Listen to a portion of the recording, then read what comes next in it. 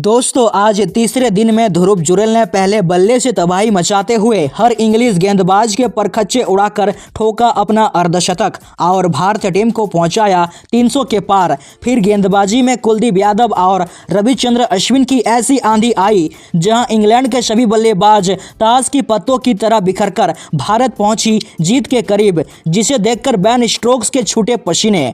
दोस्तों आपको बताएंगे भारत और इंग्लैंड के बीच चौथे टेस्ट मुकाबले के तीसरे दिन का पूरा हाईलाइट वीडियो विस्तार से।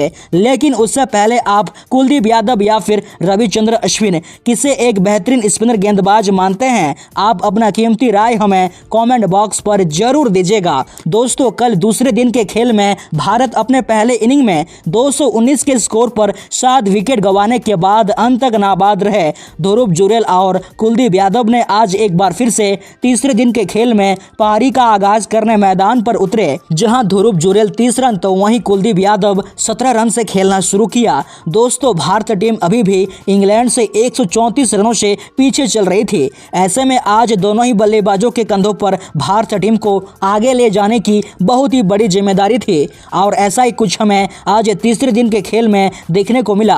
आपको बता दें ध्रुव जुरेल और कुलदीप यादव दोनों ही बल्लेबाजों ने आज बड़ी सूझबूझ के साथ बल्लेबाजी करते हुए सिंगल डबल लेकर पारी को आगे बढ़ाया। दोस्तों आज ध्रुव जुरेल का बल्ला शानदार चल रहा था और उनके बल्ले से बीच बीच में चौके देखने को मिल रहे थे, तो वहीं दूसरे छोर से कुलदीप यादव ध्रुव जुरेल का भरपूर साथ दे रहे थे। इसी बीच ध्रुव जुरेल ने बड़ी जिम्मेदारी के साथ बल्लेबाजी करते हुए अपने टेस्ट करियर में अपना पहला हाफ सेंचुरी पूरा कर अब धीरे धीरे भारतीय टीम के ऊपर से प्रेशर को हटाना शुरू कर दिया। देखते देखते ध्रुव जुरेल और कुलदीप यादव ने 8वें विकेट के लिए शानदार 80 रनों की एक अहम पार्टनरशिप पूरा कर इंग्लैंड को अब दबाव में डाल दिया था।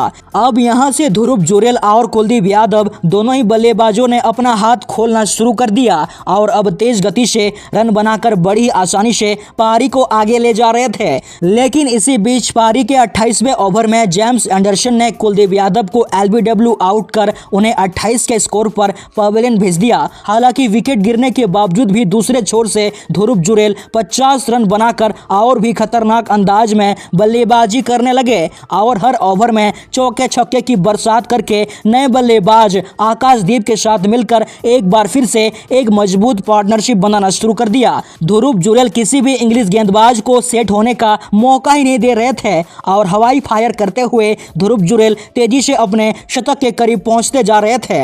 लेकिन तभी दोस्तों शोएब बशीर ने आकाशदीप को एलबीडब्ल्यू आउट कर उन्हें 9 के स्कोर पर बाहर भेज दिया, तो वहीं तुरंत ही बाद टॉम हार्टले ने खतरनाक गेंदबाजी करते हुए सेट बल्लेबाज ध्रुव जुरेल को भी 90 के स्कोर पर आउट कर पूरे मैच को ही पलट कर रख दिया। दोस्तों भले ही ध्रुव जुरेल अपने शतक से चूक गए, लेकिन उन्होंने जिस तरह से बल्लेबाजी की उनकी जितनी तारीफ किया जाए उतनी कम होगी। इसके बाद भारतीय टीम संभल नहीं पाई और अपने पहले इनिंग में 307 के स्कोर पर पूरी टीम ऑल आउट हो गई। इसके बाद दूसरे इनिंग में भारतीय टीम को एक पहाड़ जैसा लक्ष्य देने इंग्लैंड की टीम की तरफ से जैक क्राउली और बेन डकेट पारी की शुरुआत करने उतरे। दोनों ही ओपनरों को आज एक ताबड़तोड़ अंदाज में शुरुआत दिलाने की एक बहुत ही बड़ी जिम्मेदारी थी, लेकिन रविचंद्रन अश्विन की खतरनाक स्पिन गेंदबाजी के आगे अंग्रेजों की एक नहीं चली और पारी के 5वें ओवर में रविचंद्रन अश्विन ने बेन डकेट को सरफराज खान के हाथों कैच आउट करवाकर उन्हें 15 के निजी स्कोर पर बाहर भेज दिया। तो वहीं रविचंद्रन अश्विन यहां भी नहीं रुके और इसी ओवर की अगली गेंद पर नए बल्लेबाज ओली पॉप को भी एलबीडब्ल्यू आउट कर अश्विन ने इसी ओवर में इंग्लैंड को 2 बड़े बड़े झटके देकर तहलका ही मचा कर रख दिया था। ओली पॉप इस मुकाबले में बिना खाता खोले ही आउट हो गए। लगातार 2 बड़े झटके खाने के बाद इंग्लैंड की टीम की तरफ से जो रूट जैक क्राउली का साथ निभाने मैदान पर आए और यहां से दोनों ही बल्लेबाजों ने इंग्लैंड की विकेट गिरने के सिलसिले को रोक लगा दिया। दोस्तों 2 विकेट गंवाने के बावजूद भी दूसरे छोर से जैक क्राउली को कोई ज्यादा फर्क नहीं पड़ा और तूफानी अंदाज में बल्लेबाजी करते हुए जल्दी ही अपना 50 रन पूरा कर भारतीय गेंदबाजों को दबाव में डाल दिया था। लेकिन रविचंद्रन अश्विन भी कहां पीछे रहने वाले थे और उनके जोड़ीदार जो रूट को एलबीडब्ल्यू आउट करके उन्हें 11 के स्कोर पर पवेलियन भेज दिया।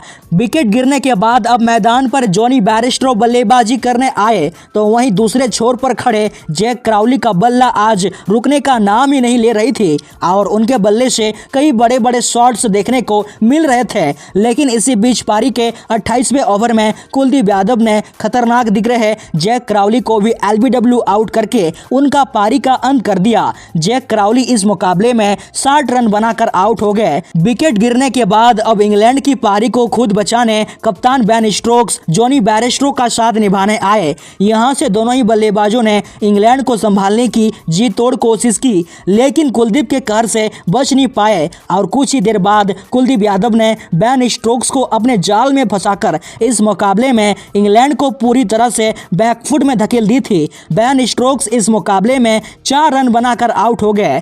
विकेट गिरने के बाद बेन फोक्स बल्लेबाजी करने आए। हालांकि इसके बाद दूसरे छोर पर खड़े जॉनी बेयरस्टो ने कुछ अच्छे शॉट्स जरूर खेले, लेकिन वे भी ज्यादा देर तक मैदान पर टिक नहीं पाए और इस बार रविंद्र जडेजा ने जॉनी बेयरस्टो को रजत पाटीदार के हाथों कैच थमाकर उन्हें 30 के स्कोर पर बाहर भेज दिया। देखते ही देखते इंग्लैंड 120 के स्कोर पर अपने 6 बड़े बल्लेबाजों को खो दी थी। तो वहीं इसके बाद कुलदीप यादव ने भी अपना जलवा दिखाते हुए कुछ ही देर बाद एक ही ओवर में 2 बड़े विकेट लेकर इंग्लैंड की पूरी तरह से कमर ही तोड़ के रख दी थी। आपको बता दें, कुलदीप यादव ने सबसे पहले टॉम हार्टले को सरफराज के हाथों कैच कराया। फिर इसी ओवर में कुलदीप ने ओली रॉबिन्सन को एलबीडब्ल्यू आउट कर इंग्लैंड को 133 के स्कोर पर 8वां झटका दिया और इसके बाद इंग्लैंड के बचे 2 विकेट रविचंद्र अश्विन ने जल्दी ही 2 विकेट लेकर इंग्लैंड को 145 के स्कोर पर पूरी टीम को ऑल आउट कर दी और इस तरह भारतीय टीम को चौथा टेस्ट मैच जीतने के लिए